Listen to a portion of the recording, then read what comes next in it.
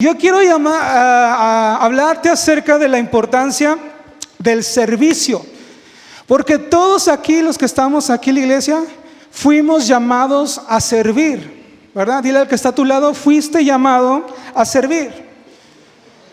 Pero díselo, fuiste llamado a servir. Y todos fuimos llamados a servir, ¿verdad?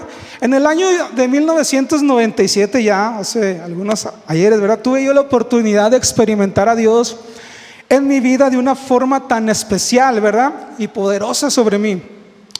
Ese día entendí que lo único que yo quería hacer era servir a Dios, ¿verdad? Hacerlo con todas mis fuerzas. Yo tenía alrededor de 14 años y descubrí que Dios había depositado un don sobre mí. Algo que me llamó a mí la atención, y eso era tocar un instrumento, ¿verdad? Yo a la edad de 14 años pues ya empecé a tocar la batería, ¿verdad? Me empecé a estudiar y todo eso. Y ya después aprendí a tocar teclado, algo de teclado, ¿no? En un mes aprendí a tocar teclado, porque la persona que estaba encargada del grupo en ese entonces se tenía que ir, ¿verdad? Y me dice a mí, pues no había nadie más, yo creo, ¿verdad? Me dice, oye, ¿qué onda? Como que me vio a mí que yo tenía el suficiente tiempo, no sé. Me dice, oye, dice, ¿quieres aprender teclado? Y yo dije, pero pues a mí me gusta la batería, ¿verdad? Yo quiero darle la batería. No, es que mira, si aprendes teclado, pues ya vas a poder tocar y todo ese rollo, ¿no? Y órale pues. Y en un mes me dio la forma de cómo podíamos hacer los acordes y todo, y aprendí, ¿verdad? Ya después empecé yo a practicar.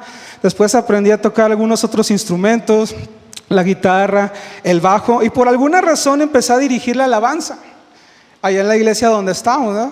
Yo nunca me imaginé que iba a dirigir la alabanza, ¿verdad? Entonces, después de dirigir la alabanza, había otra persona que se encargaba del grupo, ¿verdad? Y después esa persona, ¿qué cree? Se fue. Y ahora no solamente me tocaba dirigir la alabanza, sino me tocaba dirigir al grupo de alabanza. Y dirigir al grupo de alabanza realmente es un reto, ¿verdad? Algunas personas que a lo mejor han estado en un grupo de alabanzas, van a entenderme lo que estoy diciendo, ¿verdad? ¿Por qué? Porque cuando uno se encarga de dirigir un grupo, sale a relucir tu carácter, lo que eres, ¿verdad? Te das cuenta que andas batallando con las personas si ensayaron o no ensayaron, ¿verdad? Y luego de repente tú estás hablando con una persona acerca de las canciones, por ejemplo con las muchachas, ¿verdad? Que si se aprendió la letra, y el de la batería toquito que tan, ¿verdad? O el de la guitarra afinando, y ya no estás hablando, después empiezas a gritar, no, que si te las aprendiste, porque no te dejaban hablar los que estaban tocando, ¿cierto o no? Bueno, los que saben, ¿verdad? Entonces era todo un reto, ¿verdad? A veces estabas hablando con esas, las del coro, ¿verdad? Y me acordé que así era yo. Ya después dije, ¿por qué estos son así, estos tremendos? Pues yo sabía, ya después dije, es que así era yo, ¿verdad? Quizás porque estaba del otro lado, no entendía a lo mejor lo que yo estaba haciendo, ¿me explico? Ya hasta que me encargué, me di cuenta y dije, chin, la regué, ¿verdad? Entonces, y te dan ganas de, no sé, de mandárselos directamente al Señor. Si Señor, ahí están, son todos tuyos, ¿verdad? Y yo creo que Dios me hubiera dicho, ¿por qué me los mandas a mí? Yo te los puse a tu cargo, encárgate de ellos, ¿verdad? Entonces, quizás yo no entendía lo que Dios estaba haciendo en mi vida, pero lo que sí empecé a comprender, que Dios te va llevando cada día a más, a más, a más. Entonces llevo casi ya 20 años sirviendo en este hermoso ministerio que es la alabanza, ¿verdad? Y déjame decirte que son los mejores 20 años de mi vida, ¿verdad? Claro, siempre va a haber altibajos, ¿verdad? Va a haber ocasiones que te cansas, que te frustras, que ya te sientes desanimado, que quieres aventar todo por la borda, pero recuerdo de ir a los brazos de papá, ¿verdad? Recuerdo correr a ese lugar seguro que es su presencia, y de ahí salgo fortalecido, ¿verdad? Salgo ministrado, salgo lleno, otra vez para seguir adelante, ¿verdad? En ese lugar seguro. Entonces, en este transcurso del tiempo yo he aprendido una cosa, y es lo que yo quiero que podamos aprender en esta tarde. O somos siervos útiles o somos siervos inútiles. ¿De qué lado estás? Para pensar, ¿verdad? O sea, no puede haber un medio. O sirves bien, o eres un siervo útil, o eres un siervo inútil. Se escucha fuerte, ¿verdad? No se lo tome personal, solamente es una plática, ¿verdad? Entonces, y para eso quiero que veamos unos versículos en la palabra de Dios. Y el punto número 1 que yo quiero tratar, permítame.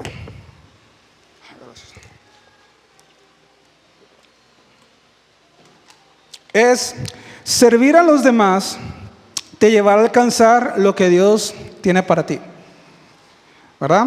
Servir a los demás te llevará a alcanzar lo que Dios tiene para ti.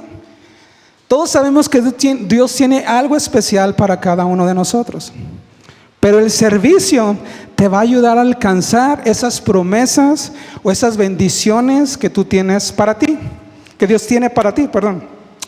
Y quiero leer estos versículos. Vamos a poner un ejemplo que a lo mejor todos lo sabemos, ¿verdad? Dice Primera de Samuel, versículo 16. Vamos a leer algunos versículos de ese capítulo. Vamos a comenzar con el versículo 1. Dice: ahora bien, el Señor le dijo a Samuel: ya has hecho suficiente duelo por Saúl. Lo he rechazado como rey de Israel. Así que llena tu frasco con aceite de oliva y ve a Belén. Busca un hombre llamado Isaí que vive ahí. Rimó, ¿verdad? Isaí que vive ahí, ¿verdad? Porque he elegido a uno de sus hijos para que sea mi rey. Cuando llegaron, Samuel se fijó en Eliab y pensó: seguramente este es el ungido del Señor, ¿verdad? Versículo 7 dice: pero el Señor le dijo a Samuel: no juzgues por su apariencia o por su estatura, porque yo lo he rechazado. El Señor no ve las cosas de la manera como tú las ves. La gente juzga por las apariencias, pero el Señor mira, ¿qué? El corazón, ¿verdad? Después Samuel preguntó: ¿son estos todos tus hijos que tienes? Y luego dijo: queda todavía el más joven, contestó Isaí, pero está en el campo cuidando las ovejas y las cabras. Manda llamarlo de inmediato, dijo Samuel. No nos sentaremos a comer hasta que él llegue. Imagínate decirle a un hombre: no te vas a sentar a comer hasta que llegue tu carnal. Es así como que, oh, por la culpa de este yo ya tengo hambre, ¿verdad? Yo ya quiero comer, ¿no? Luego dice el 22: entonces Isaí mandó a buscarlo. El joven era tigreño y apuesto, de hermosos ojos, y el Señor le dijo: este es, úngelo. Al estar David de pie entre sus hermanos, Samuel tomó el frasco de aceite de oliva que había traído y ungió a David con el aceite. Y fíjate bien lo que dice: y el Espíritu del Señor vino con gran poder sobre David a partir de ese día, ¿verdad? El Espíritu Santo vino sobre David a partir de ese día, ¿sí? Esta historia es increíble. A mí me encanta porque narra la historia de uno de los principios de David, ¿verdad? Dice la palabra de Dios que Dios habló con Samuel y le dijo: ya, ¿para qué estás chillando? Ya no llores. Ya, o sea, yo ya vi quién va a suplir el lugar de Saúl, ¿verdad? Ya no llores más. Y le dio unas ciertas instrucciones Dios a Samuel y le dijo que fuera a la casa de un hombre llamado Isaí, ¿verdad? Entonces dice la palabra de Dios que cuando Samuel llega, lo primero que ve fue en uno de los hijos de Isaí, ¿verdad? Fue que yo creo que lo vio y lo vio fuerte, así dijo: no, este cuate es el rey, es el próximo rey. Y Dios le tuvo que decir: no, porque no te fijes en la apariencia, yo lo que miro es el corazón, ¿verdad? Dios lo que mira es tu corazón, ¿verdad? Entonces dice que siguieron desfilando, ¿verdad? Algunos de sus hermanos de David, y le dijo Samuel: ¿no tienes otro hijo? Yo creo que en ese momento Isaí se agarró la cabeza, ¿verdad? Y dice: pues que yo sepa, sí. Y que yo sepa, no, perdón, ¿verdad? Pues no. Tengo uno que está cuidando las cabras y las ovejas, ¿verdad? Entonces la Biblia empieza a narrar esa historia y dice que cuando David llegó, dice que lo primero que vio Samuel, bueno, dice la Biblia más bien, dice que era un joven tigreño, ¿sí? Yo no sé si usted sabe lo que es tigreño. Tigreño, ¿cómo? Tigreño. No es de los tigres del norte, ¿verdad? No. Trigueño, ¿sí? Una persona así, Muchos podemos pensar, es que el rey David era uno güero, alto, de ojo azul, barbón, ¿verdad? Que tomaba agua y se le corría todo aquí por la barba y nadie le podía decir nada, ¿verdad? No, una persona trigueña dice que es una persona entre morena y prietita o negrita, ¿verdad? Esa es una persona ni muy negrita ni muy morena, ¿verdad? Imagínate, así era el rey David, como dice la palabra. Pero dice que tenía hermosos ojos y era guapo. Véame a mí, haga de cuenta, bueno, sin panza, pero porque él era atlético, ¿verdad? Entonces, era un hombre hermoso, ¿verdad? Entonces, hubo un desfile de hombres que tenían todas las características para ser el próximo rey de Israel. ¿Qué se estaba buscando?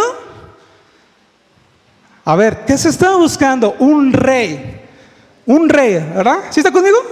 Estaba buscando un rey. Sinceramente, voltea a su lado, ve a la persona que está a su lado, voltea, o con el que está atrás. Sinceramente, a tu criterio, ¿tú lo elegirías como rey o como reina? Sinceramente, ¿no? Ya dijo mi esposa que no. Dice, si acaso te elijo para el rey de la casa, pero si se enoja ya, me tumbó la posición, ¿verdad? Ya no será el rey de la casa, ¿verdad?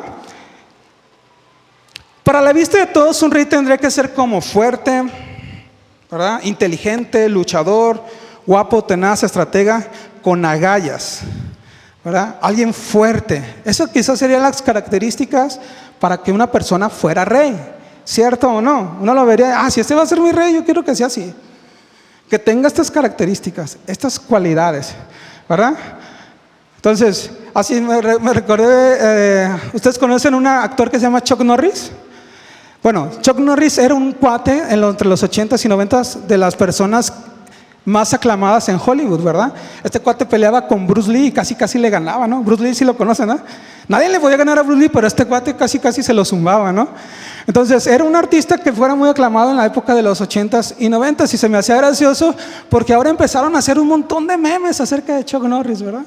Y vi un meme que me dio mucha risa que decía, si Chuck Norris va a una marcha feminista, regresa con la camisa planchada, ¿verdad? Entonces, él dice algo y todos los demás lo hacen, ¿verdad?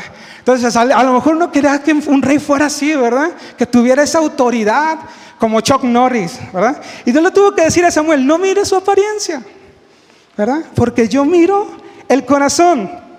Para Samuel quizás David era una persona muy guapa, ¿sí? Una persona hermosa, y él decía, no, yo creo que para David, si este va a ser, yo a lo mejor lo pondría en un aparador, ¿verdad? Para que modelara, no sé, las túnicas de ese año o el traje de guerra, ¿verdad? Que se iba a utilizar en ese año, porque era muy guapo.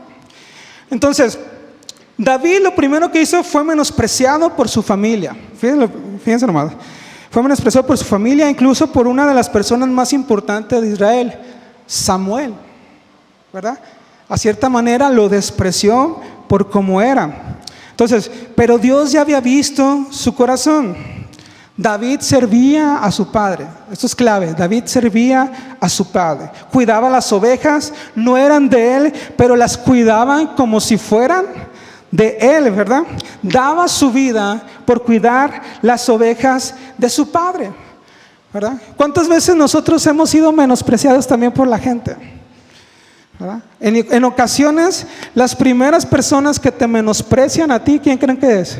Como acabamos de leer, la familia, ¿cierto o no? Ay, ¿por qué vas a ir otra vez a la iglesia? Ya pura iglesia, ¿verdad? No vayas, convive con la familia, ¿verdad? Y de repente no valoran el esfuerzo que tú estás haciendo para servir a Dios, ¿verdad? Y en ocasiones las primeras personas que tratan de desanimarte son tu familia.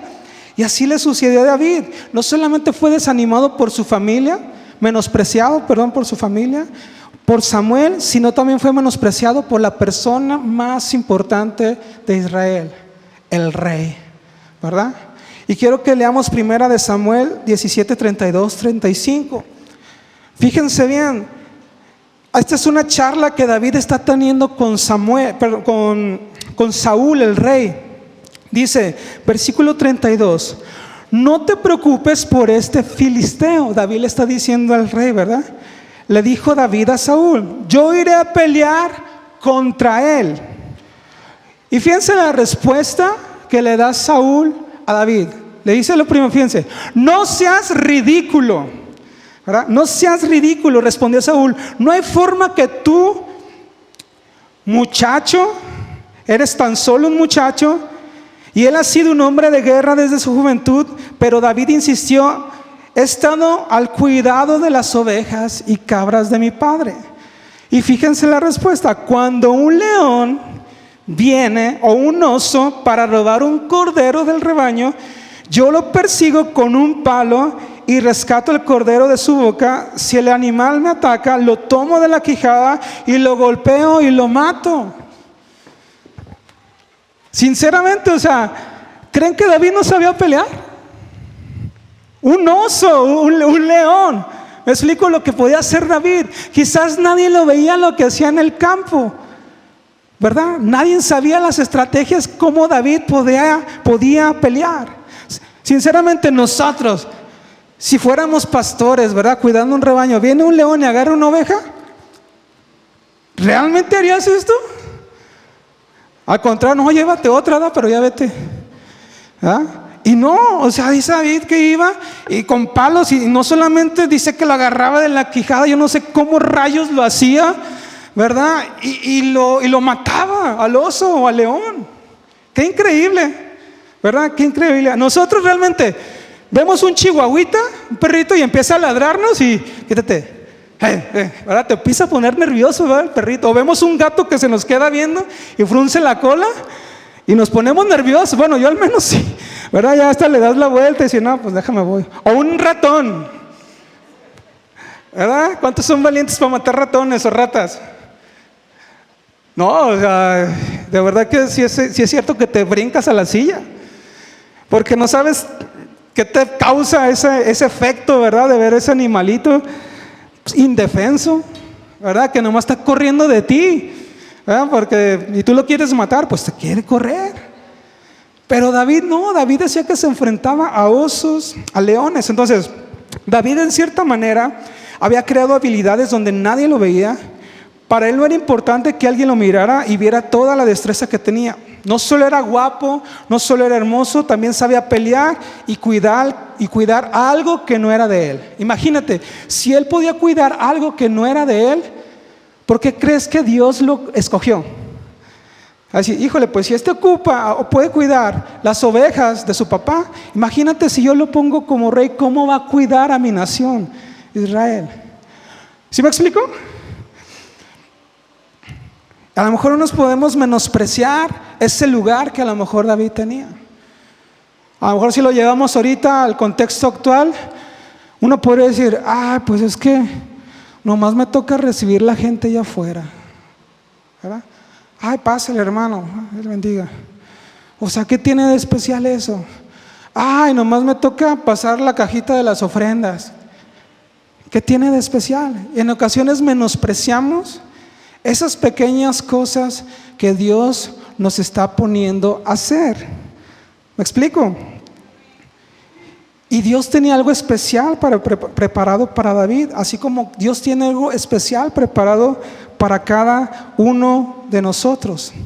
A David le llegaría el día más importante de su vida, vencer a Goliat. Ya no estaría en el anonimato, ya no estaría en un lugar donde nadie lo veía. Ahora estaría ante los ojos de miles de personas que lo verían vencer a aquel gigante, ¿verdad? Y todos conocemos la historia.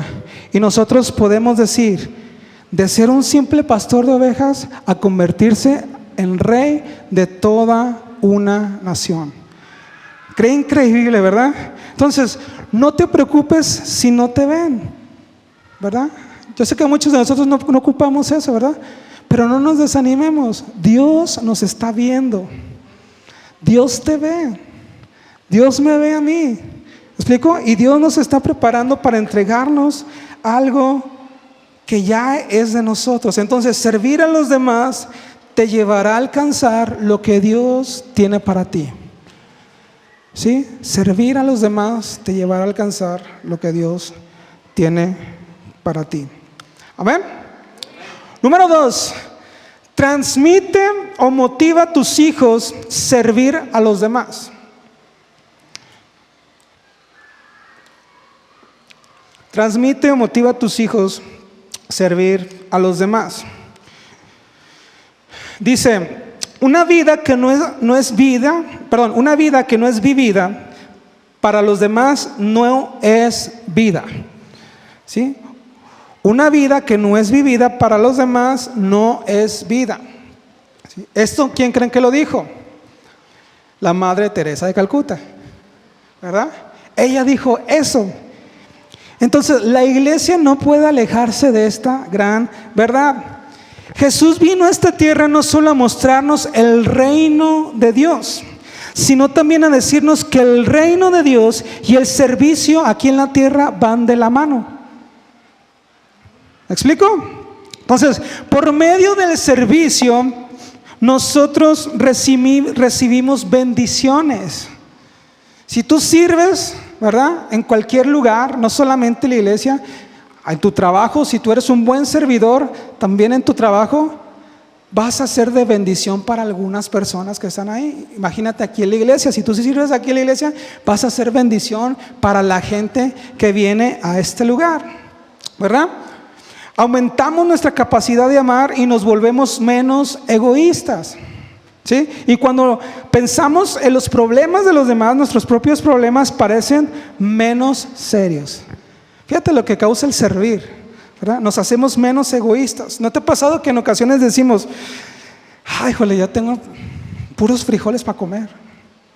O sea, ya esta quincena ya me la dieron y ya la debía, ¿verdad?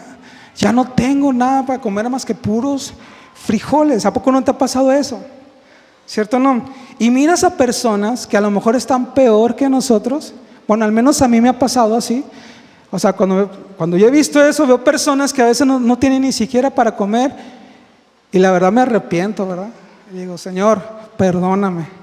Gracias porque hasta en esos momentos de necesidad tú me sostienes. Gracias porque en esos momentos cuando sé que no tengo mucho recurso, tu fidelidad siempre ha estado sosteniendo nuestras vidas. Amén. Entonces, Jesús enseñó y motivó a los discípulos cómo debían de servir a los demás.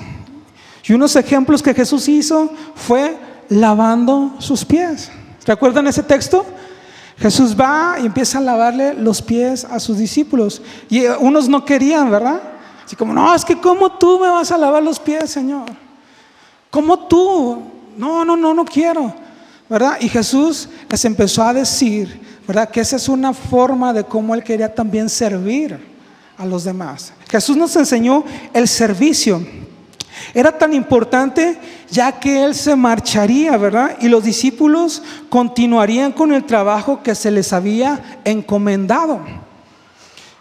Y ahora aquí sucede algo bien interesante. Una de las cosas por cual Jesús hizo esto a sus discípulos, les enseñó a servir, era para que ellos no se corrompieran. ¿Por qué? Jesús no quería que se corrompieran. Porque Jesús iba a ir y les iba a dar el poder, les iba a dar la autoridad para resucitar muertos, para sanar enfermos, para hacer señales, para hacer maravillas. Imagínate, ¿verdad? Si ellos no hubieran aprendido a servir, ellos se hubieran hecho una fortuna con todo lo que Jesús iba a hacer en sus vidas. ¿Me explico? No quería Jesús que se corrompieran. Por eso les enseñó la importancia de servir. Si ellos hubieran lucrado, ¿verdad?, con el ministerio de Jesús, habían obscurecido el mensaje de gracia que Cristo les había mandado llevar. Por eso les prohibió y les exigió que no recibieran o que no cobraran por su ministerio, ¿verdad? Él no exigió. La gente daba, sí daba, porque la iglesia era próspera, pero la gente daba por alegría, ¿verdad? Para que la obra de Dios continuara, no por exigencia, sino la hacían con gozo y con alegría las ofrendas que traían a la iglesia. La iglesia era bendecida, ¿verdad? Ahí es una bendición que nosotros ahora podamos ofrendar, así como decía el pastor, ¿verdad? Pero Dios ama al dador alegre, porque cuando uno involucra sus recursos en la iglesia, sirve para que el reino de Dios siga extendiéndose y siga creciendo, ¿verdad? Para toda aquella gente que no le conoce. Amén. Entonces, Jesús pagó el precio por nosotros entregando su vida. A Él no lo mataron, Él dio su vida, ¿amén? Por amor a nosotros. Ahora, lo mínimo que yo podría hacer es entregarle mi vida al Señor en agradecimiento, ¿verdad? Si tú te sientes motivado, agradecido con el Señor, en deuda por lo que el Señor hizo por ti, si tú dices, sí, Señor, hoy es el momento, ¿verdad?, para decirle, aquí está mi vida. Yo no sé si tú recuerdas cuando Jesús vino a tu vida, a tu familia, a tu casa. Yo creo que Dios transformó tu vida. Yo creo que Dios transformó tu corazón, transformó a tu familia. Y una forma de cómo nosotros podemos agradecerle al Señor es decirle, Señor, aquí está mi vida. Y si todavía te sientes muy agradecido con el Señor, no solamente tú le puedes decir, Señor, aquí está mi vida, sino, Señor, aquí está también mi familia, mis hijos, ¿verdad? Por agradecimiento a Él. Hay hijos que se alejan de Dios por culpa de los padres. Se alejan totalmente de Dios. Recuerdo que nosotros teníamos una amiga en común, ¿verdad? Y esta amiga también iba a la iglesia, ¿verdad? Nosotros íbamos. Pero la forma de cómo su papá la castigaba a ella era prohibiéndole ir a la iglesia. Papá, va a haber una reunión de jóvenes. No, no vas a ir, estás castigada. Papá, la iglesia va a haber. No, no vas a ir, estás castigada. Siendo que ellos también iban a la iglesia, ¿me explico? ¿Y qué pasó? Pues esta chava, aunque de tanto que le dijeron que no, se alejó totalmente de la iglesia, ¿verdad? Se fue con su novio, ¿verdad? Se fue, pues ya hizo su familia, pero ella ya no quiso, bueno, hasta donde sabemos nada, con la iglesia, ¿verdad? Entonces en ocasiones los papás son los responsables de que los hijos no quieran ir a la iglesia. ¿Me explico? Entonces, como padres, ¿qué estamos haciendo para que tus hijos amen servir a los demás y amen servir a la iglesia? No obligándolos, sino motivándolos con nuestra forma de ser, ¿verdad? No debemos obligar a nadie a servir a Dios. Al contrario, debemos inspirar a las personas, con mucho más a tus hijos, el servir a Dios. ¿Qué estamos haciendo como papás? Arriba hay otra generación, ¿verdad? Aquí vienen a la iglesia y se les habla la palabra, ¿verdad? Se les empiezan a dar principios, fundamentos, pero no toda la chamba va a ser aquí. Ustedes como padres tienen la responsabilidad de que cada semana puedan enseñar a sus hijos y darles fundamentos para que cuando ellos crezcan no se alejen, ¿verdad? Esa es una enorme responsabilidad que tienen. Ahora, Josué entendió también esto. Josué motivó a su familia a seguir confiando en Dios, aun cuando las cosas no iban tan bien. Recordó que en los momentos más difíciles Dios le mostró su fidelidad y su cuidado, pero aún había gente arraigada en sus corazones a ídolos, a dioses que venían jalando pues de su pasado, ¿verdad? Entonces Josué tiene una charla con Dios, ¿verdad? Y Dios le da una palabra a Josué y le dice, reúne a todas las personas más importantes de Israel. Entonces Josué lo que hace, reúne a todas las personas oficiales, generales del pueblo de Israel, y les comienza a hablar una palabra que Dios les estaba diciendo al pueblo de Israel. Y Josué les empieza a decir, ¿verdad? Los saqué de la tierra de donde eran esclavos. Abría el mar para que cruzaran y los egipcios no los alcanzaran y su ira no viniera sobre ustedes, ¿verdad? Y los mataran. Hice que el mar no solamente se abriera, sino que cayera, ¿verdad? Así ahogando a todos los egipcios. Dios les sigue diciendo a través de Josué, ¿verdad?, al pueblo de Israel: destruí a los amorreos delante de tus ojos y tomaste posesión de su tierra. Luego dice: Balaam quiso maldecirte. ¿Se acuerdan de esa historia? Quiso maldecir al pueblo de Israel. Y luego Dios les dice: y yo hice que te bendijera, ¿verdad? Luego le sigue diciendo: cruzaste el río Jordán, te entregué Jericó, venciendo a su ejército y toda nación que se enfrentara siempre delante de ti, y siempre te di la victoria, ¿verdad? Te di tierras que nunca habías trabajado y ciudades que nunca construiste. O sea, Dios les estaba hablando duro, ¿verdad? Porque Dios ya estaba enfadado de la idolatría que tenía el pueblo de Israel. Y Dios nos sigue hablando de una y otra manera. ¿Hasta cuándo? ¿Hasta cuándo realmente vamos a tomar la actitud de decirle: Señor, quiero servirte a ti? ¿Hasta cuándo vamos a tomar esa decisión de que no solamente tú tienes que inspirar a tus hijos, sino a toda una generación, a los hijos de tus hijos, a los hijos de tus hijos de tus hijos? ¿Me explico? Porque lo que nosotros hacemos hoy va a perjudicar a toda una generación. Dice hasta la segunda, tercera y hasta la cuarta generación. ¿Me explico? Entonces, ¿qué estamos haciendo? Y Dios les empieza a decir todo eso. Josué 24, 14 al 15, fíjense la respuesta. Por lo tanto, teme al Señor y sírvelo con todo tu corazón. Echa fuera para siempre los ídolos que tus antepasados adoraron cuando vivían del otro lado del río Éufrates y en Egipto. Sirve solo al Señor. Pero si te niegas a servir al Señor, elige hoy mismo a quién servirás. ¿Acaso optarás por los dioses que de tus antepasados sirvieron del otro lado del Éufrates? ¿O preferirás a los dioses de los amorreos en cuya tierra ahora vives? Y luego Josué termina con una declaración, ¿verdad?, que todos a lo mejor ya conocemos. Pero en cuanto a mí y mi familia, nosotros serviremos al Señor. Cuanto a mí y mi familia, nosotros serviremos al Señor.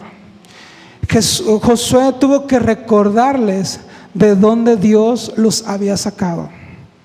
Josué tuvo que recordarles todas las maravillas que Dios había hecho para que ahora estuvieran en ese lugar. Imagínate, de ser esclavos, 400 años de esclavitud. Dios los liberó, hizo maravillas, hizo cosas sorprendentes en la vida del pueblo de Israel, ¿sí? Y aún viendo lo que hacían, el pueblo era duro, ¿verdad? El pueblo era duro y Dios los envía a esta conversación. Tuvo que recordarles de dónde los sacó. Yo le digo a usted, recuerde de dónde Dios lo sacó. Recuerde de dónde Dios te ha sacado. ¿De dónde vienes? Hoy podemos tomar la decisión: ser un siervo útil o ser un siervo inútil, ¿verdad? El servir a los demás te llevará a alcanzar lo que Dios tiene para ti. Entonces, motivemos a nuestros hijos a servir a los demás, a servir a Dios, ¿verdad? ¿A poco no te sientes agradecido por lo que Dios ha hecho en tu vida? ¿A poco no te sientes agradecido por lo que Dios está haciendo en tu vida hoy? ¿Verdad? Todos tenemos un pasado, ¿verdad?, que Jesús ha transformado, ¿verdad? Y el hecho de que estemos aquí hoy en esta tarde es por agradecimiento a Él. Nosotros venimos agradecidos con Él. No porque es domingo, no porque es un lugar que se tiene que venir el domingo, no. O sea, yo vengo porque estoy agradecido con Él. ¿O alguien viene a la fuerza? ¿Verdad que no? Todos venimos porque estamos agradecidos. Entonces, el reino de Dios y el servir a los demás siempre irán de la mano. Siempre irán de la mano. Así que si tú en esta tarde, yo quiero invitarte a que te pongas de pie.